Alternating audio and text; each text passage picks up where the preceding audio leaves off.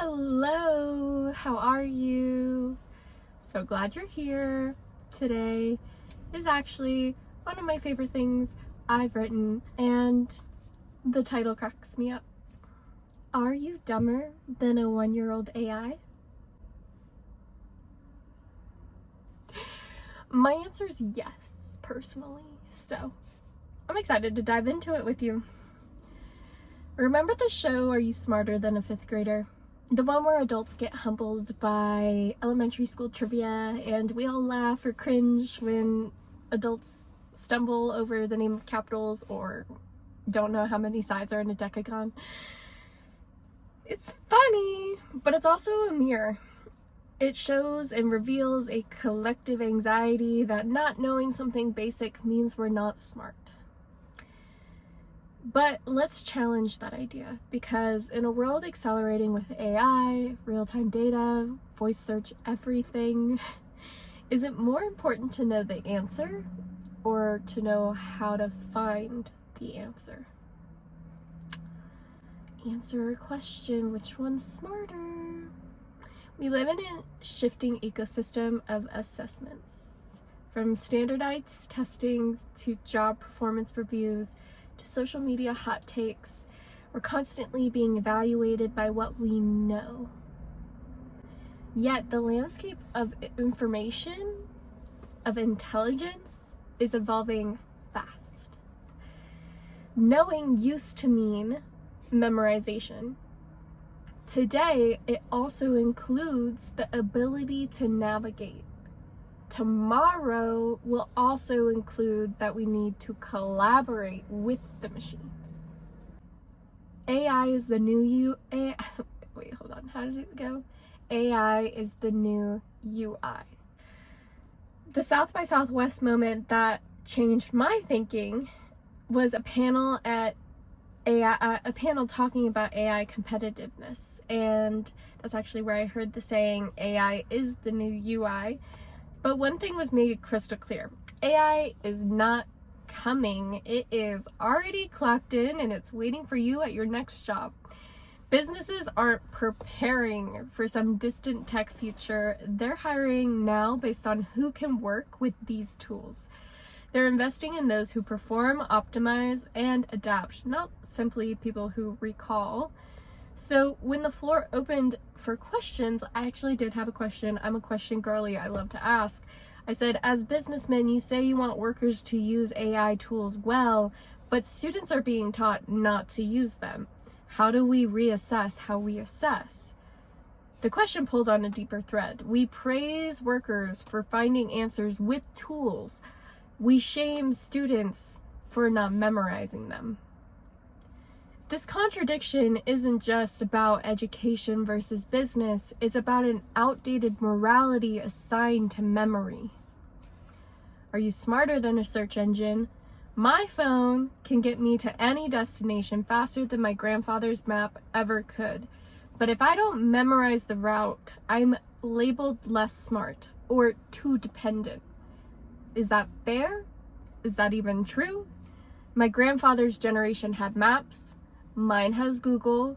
His knowledge lives in his head. Mine lives in an ecosystem of access. Both are valid. Both solve problems, but only one is currently deemed noble. This is a moral moment of disruption. The divide we're witnessing isn't just between tools and traditions, it's between two types of thinkers. The ones who value traditional systems of proving intelligence, and those who question the system itself. We've seen this tension throughout history, beatniks versus squares, the romantics against the Enlightenment thinkers, datists versus surrealists clashing with pre-World War I traditionalists, industrials imposing transcendentalists.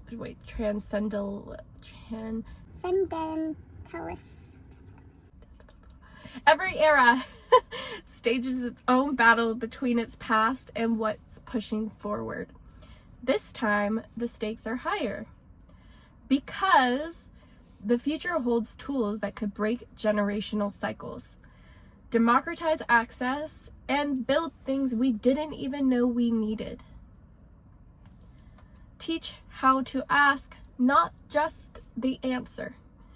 We don't need to shame people for going to their phones to find an answer. We need to teach people how to ask better questions, how to contextualize, how to connect dots, and how to know what they don't know. Because the power of AI is not in the answer it gives, but in the human who knows how to shape the question. When we move from what's the right answer to what's the right question to ask, we shift from are you smarter than a fifth grader to are you evolving in the era that you live in? With new tools at our fingertips, we can build faster, learn more deeply, help more people, ask questions that can change entire systems. I believe that we are on the verge of a renaissance, not just of knowledge, but of curiosity. Those who know how to use these tools, I hope, do not dominate, but uplift and innovate. So next time you're caught not knowing the answer, don't feel small. Feel powerful enough to ask something better. With questions, not conclusions. Let's chat again soon. Gibbs.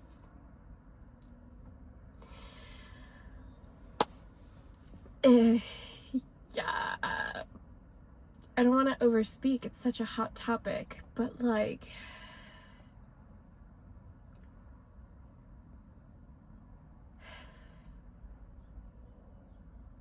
I have so many thoughts, and I don't know if you're ready to hear them. Schools need to change, work needs to change, we need to reassess how we're assessing, and that's okay. Systems were flawed in the first place, it's just easier than ever now to make new systems. Uncomfortable as it is, we are going to take people's thoughts into consideration. Hopefully. So if you're not speaking, if you're not participating in the conversation, your thoughts won't be heard. But I think that's also the other side about using tools, is if you don't know how to delegate your problems, if you don't know how to express what it is that you're struggling with, the computer will never be able to help you. The computer is a tool, but the tool needs to be told what's wrong. And if you can't even express what's wrong with you, what's wrong with the world, what's wrong with what's happening in a system, then the computer is not going to fix it. So we all just need to learn how to express ourselves, speak into the computer exactly what we're looking for. So many thoughts. And if you're a student in college, you should use AI.